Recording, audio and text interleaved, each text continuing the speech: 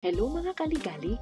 Ako nga ulit po pala, si Gali. Pag-uusapan naman natin ngayon ang isa sa tourist spot dito sa Taiwan. Ito ang Wangyu Valley Trail. Matatagpuan ito sa Zhongsheng District, Keelung City, Taiwan. Ito ay isa sa mga dinarayo ng mga turista dito sa Taiwan. Trivia lang mga kaligali, alam nyo ba mahilig ang mga Taiwanese sa mga hiking activities? Pansin namin ang mga mahilig na nag-hiking ay yung mga matatanda. Kaya noong araw na pumunta kami dito sa valley, marami din kaming mga nakasalubong na mga nag-hiking na mga grupo ng mga matatanda. Masasabi ko talaga na dito mo malalanghap ang fresh air. Napapalibutan ka ng malawak na karagatan at may mga malalaking puno. Isa ito sa nagustuhan ko dito sa Taiwan. Walang makakapantay sa kagandahan ng mahal nating kalikasan. Kaya tara mga kaligalig, samahan nyo kami dito sa Wangyu Valley Trail dito sa Taiwan. Hello ulit mga kaligalig. Ako nga ulit po pala, si Gali. Mamamasyal na naman tayo ngayong araw na ito mga kaligalig. City break muna tayo mga kaligalig. Kailangan din ng ating katawan ng fresh air. Kaya ngayong araw na ito, pasyalan naman natin ng isa sa paboritong pinapasyalan ng mga Taiwanese. Ito ang Wangyu Valley Trail. Sino namang hindi mamamangha kung ganito kaganda ang makikita mong view? May trivia ako sa inyo mga kaligalig. Alam niyo ba kung bakit ito tinawag na Wangyu Valley Trail? Dahil ito daw ang Warriorless Valley. Sa mahigit 50 years ng Republic of China, may mga tao na galing Baduzi. Nagdala sila ng grupo ng mga estudyante na galing sa National Taiwan University upang doon sa valley maglaro. Sa mga panahon na nanalagi sila sa valley, hindi sila pwedeng maglaro sa dagat. Pwede lang silang maglaro sa valley. Naging masaya sila at nakalimutan na nila ang kanilang mga alalahanin sa buhay. Kaya simula noon, tinawag na itong Warriorless Valley. Makakalimutan mo talaga ang mga alalahanin sa buhay kapag napunta ka dito. Aba syempre kami din mga ma-OFW, nakakaramdam din kami ng kalungkutan dito sa abroad. Worth it naman ang iyong paglalakad kung ganito namang view ang iyong makikita. Meron sila ditong 4 na spot. Ang una, tinatawag ito Highland Fishing Radio Station. Tatagpuan ito sa paanan ng Trail Valley na may kalayuan ng 150 meters. Ang pangalawa ay ang Highland. Ito ang bubungad sa ating pagpasok natin sa Trail Valley. Meron din itong 350 by walk. At ang pangatlo, tinatawag itong Kaojing Area. Meron itong layo na 950 meters. Ang pang-apat, tinatawag itong Xingjie Pingtai Park. Matatagpuan ito sa paanan ng Wangyu Valley Trail. Para manatili ang kalinisan ng Wangyu Valley Trail, bawal ditong magkalat, bawal din magsunog, bawal mag-camping, bawal maligo, bawal mag-cross sa mga bench, bawal dito mag-fireworks, bawal din dito umakyat, bawal dito magtinda, bawal dito manigarilyo, at bawal din mag-park na kung saan-saan. Applicable lang ito within sa perimeter ng Wangyu Valley Trail. Pero merong designated na parking lot sa labas ng Wangyu Valley Trail para sa ating mga sasakyan.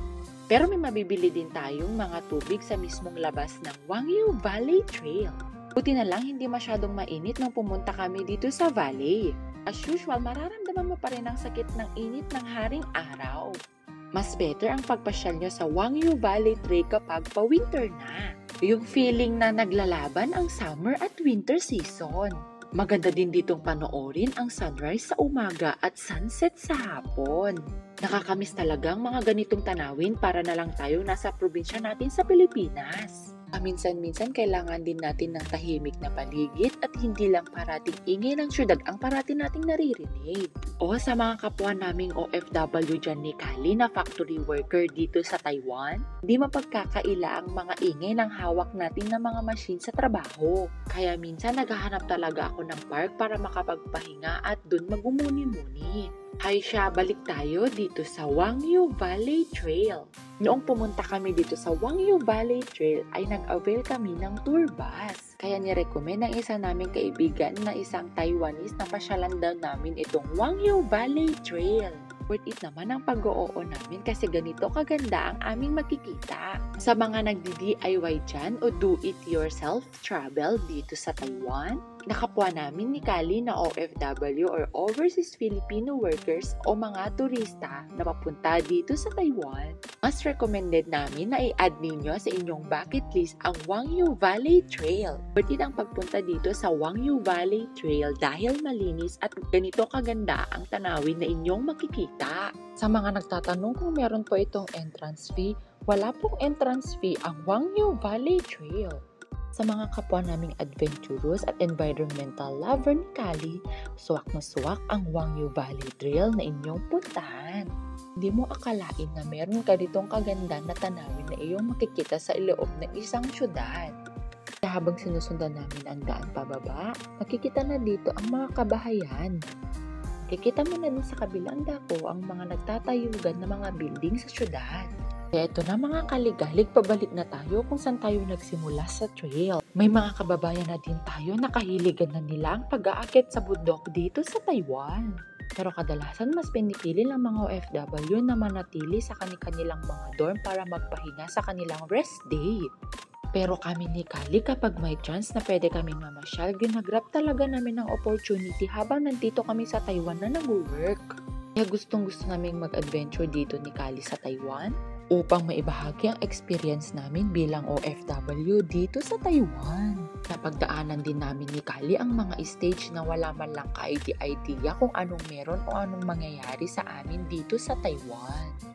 Pero sa awa ng Diyos, okay naman kami sa aming mga trabaho dito sa Taiwan. Kaya sa mga aspirant dyan na mga OFW na papunta dito sa Taiwan, kaya huwag kayong masyadong mag-alala, ibibigay talaga ng Panginoon kung para sa inyo ang mga bagay na inyong minimiti. Kaya alam ko, meron din kami katulad ni Kali na halos napasahan na namin lahat ng agency na papunta dito sa Taiwan. Sipag, tiyaga, dedikasyon, diskarte, disiplina, at pananalig sa Panginoon ang dapat bitbit natin sa ating pamumuhay araw-araw. Kaya dito na nagtatapos ang ating video mga kaligalig. Salamat sa pagsama sa amin sa pamamasyal dito sa Wangyu Valley Trail dito sa Taiwan. Hanggang sa susunod na video mga kaligalig, huwag niyong kalimutang i-like, follow, and subscribe kami sa iba't ibang mga social media platform. I-search nyo lang sa search button ang Usapang Taiwan by Kaligalig sa ating Facebook page, YouTube channel, TikTok account at sa Instagram. Ako nga ulit po pala, si Gali. Maligalig sa kainan, maligalig sa galaan, at maligalig sa mga pangarap. Hanggang sa susunod na video mga kaligalig. Salamat sa panonood. Paalam!